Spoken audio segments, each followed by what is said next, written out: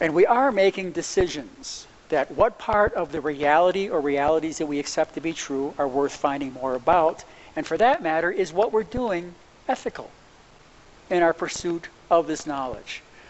Some of the work that you may be looking at for the objects or photographs for your sample exhibit, it's really important to consider the source of the information. And are they violating ethics of a group, a culture, or did the researcher violate those ethics? Because in these positions as curators and cultural centers, we are under scrutiny by our tribal members. That's why ethics are so important to consider as part of research.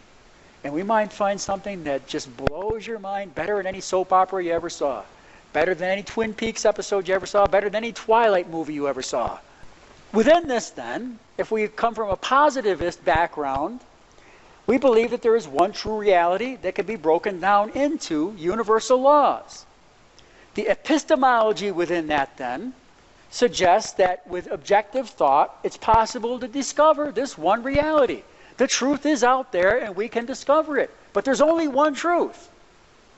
We just have to find out what it was. And therefore, the methodology that you use is going to be one of constantly dissecting something. And that doesn't mean just cutting frogs open, but really analyzing things into various pieces, parts, to try to find out the relationships between various variables. All right, so that very often someone who's operating within a positivist approach is doing a lot of what we would call scientific experimentation, a lot of what we would call empirical observation, and then a lot of what we would call hypothesis testing, where you start with a question you want to answer, and then you prove or disprove that question. You either support or negate that hypothesis. And then and part of your methodology is to look at various variables. You're looking for cause and effect relationships. If I do this, this is going to happen. Medicine is based on this approach. And that includes, though, medicine that relates to what we would now call herbalists and alternative medicine. It was done on this approach. Things that people take now as medicine would have been seen as deadly poison. For example, has anyone here ever had a smallpox vaccine? I don't get vaccinations myself anymore. I won't get them. But a smallpox vaccination, what are they doing? They're giving you smallpox. In the year 1500, no one would have thought if I give this person smallpox that it's going to protect them. If I give them smallpox, it's going to kill them. But through experimentation, they're not giving you a whole syringe of smallpox. They're injecting only a few cells. Enough so that your body builds up the antigens that they didn't know about in that day to be resistant to smallpox. Do you know who developed vaccinations? They came from a spiritual background. Islam.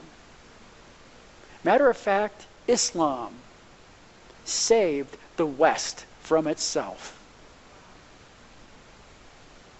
because they were advanced in mathematics, medicine, agriculture, winemaking. They were some of the most learned scholars, astronomy, in the West. They saved Christian Europe from itself. And it was a result of an act of violence that information became available to the West, the Crusades. But the methodology that was used to test vaccinations was this cause and effect. If we give someone this amount, I'd hate to have been the test patient that died. All right, they gave you the vaccination, you died. All right, you got the disease. They finally figured out how much you should vaccinate someone with. That's cause and effect. Variables. But once again, it's quantifiable.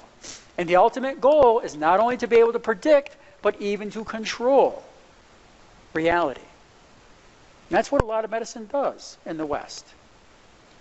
There's also post-positivism, which in essence operates under the same approach that there are universal one truths, but our ways of finding out about it are imperfect. And so we are at best often accepting approximations, and that different situations are going to produce different results. So we're never quite positive. So we believe that there is a way of being perfectly objective. However, we also realize that will never be achieved. Objective means that you are able to look at an issue with no bias. But if you're shaped by your ontology and your epistemology, you already have a bias. A bias means a way of looking at something. So I'm just showing you different... now I'm going to blow through that. And instead, what we are a part of, and what I tend to subscribe to, are a couple of ways of viewing research, which are critical theory. And critical theory is that actually reality is fluid. It's malleable. It means it can be shaped by the way, in many ways, that we massage it. Through our creative use of language, our creative use of research, that we aren't necessarily accepting one truth, one true story. We are believing that there are many possibilities, and based on the way we describe it, we're going to affect the way people view it. So we are, in a very real way, presenting reality based on our own cultural background. Our challenge then can be, how do we transcend culture to communicate our ideas to others who are not from our culture? We are shaped by a gender background. And there's a difference between gender and sex. I'm making that distinction because people use the terms interchangeably. Gender as compared to sex. Sex is the biology within which you are born. As a man, I could never nurse a child. That's because of my sex. My gender are the culturally determined behaviors that are expected of being masculine or feminine. That's gender. So how we are expected to behave and think as compared to the biology that we are born into. There's a difference.